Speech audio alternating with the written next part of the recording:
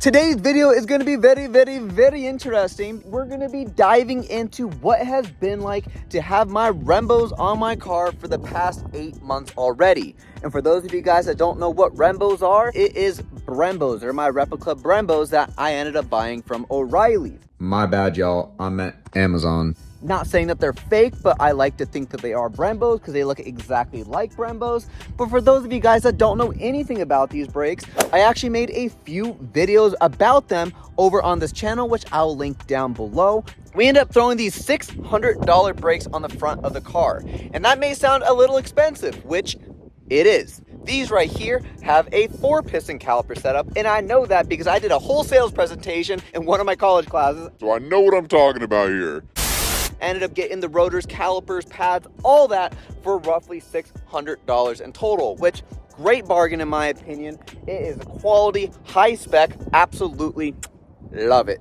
Now, what are some of the problems I have dealt with? What are some of the great things I have dealt with them? Now we're gonna jump into the most positive thing about it. We're gonna be talking about how awesome these bad chunky boys are, because let's just get it out of the way. The style on these look so much better than the original ones that came from factory. If you're the type of person that likes looks, then that is not meant for you, because if you look at it right here in the rear, it kind of gives off that similar vibe. And it just looks like any other basic fucking car. They've made those ones from factory, not necessarily just to make them safe, but to also save some bread in their pockets. When you do go ahead and buy this car, they give you the most affordable option. If you're to buy a GT500, for example, or I believe like a performance package, then you'll go ahead and get those OEM Brembos. These brakes, not only do they look good, but they work very well as well. Well, you would know. Liar. And there have been plenty of times where I've had to really put these bad boys to use. For the price, I will say this is probably one of the best investments I could have made, especially for what they are. The only issue I will say, actually 2 issues that I've dealt with in the past 8 months, and it's really not anything significant, but if it just annoys you just a little bit, then it will become a problem like how it annoyed the fuck out of me. The first issue I dealt with was squealing. I bought these cheap ass Willy Wonka pads and they sucked. Not that they were bad in a way of like performance, they just made a shit ton of noise. And no one wants to sound like a freight train driving by and stopping at a stoplight. I promise you, everyone knows you're rolling up. There it is.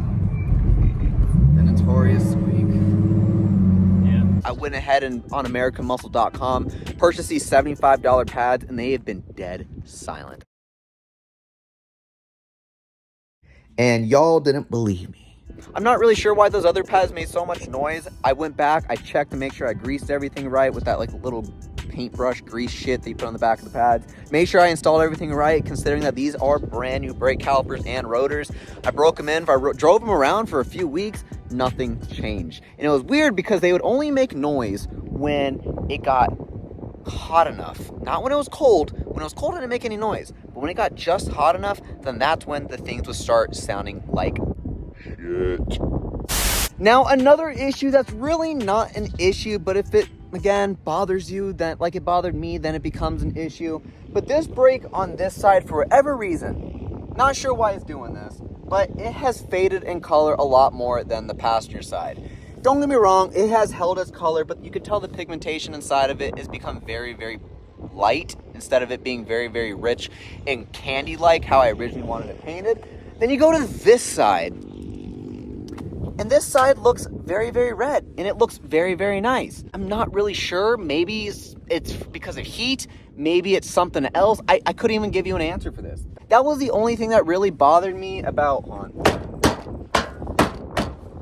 bumper problems on this car. Do I feel like that it is worth it? Absolutely. I do definitely feel like these brakes are worth it because for the price, you can't complain, and they perform very well, and it's gotten me out of plenty of sticky situations whenever I've had a slam on my brakes. And again, that's what the brakes are meant for, to get you out of sticky situations. Thank you guys all so much for watching. Please like, subscribe, and comment down below any comments, questions, or concerns that you have about these brakes. And I'll see you guys in the next one.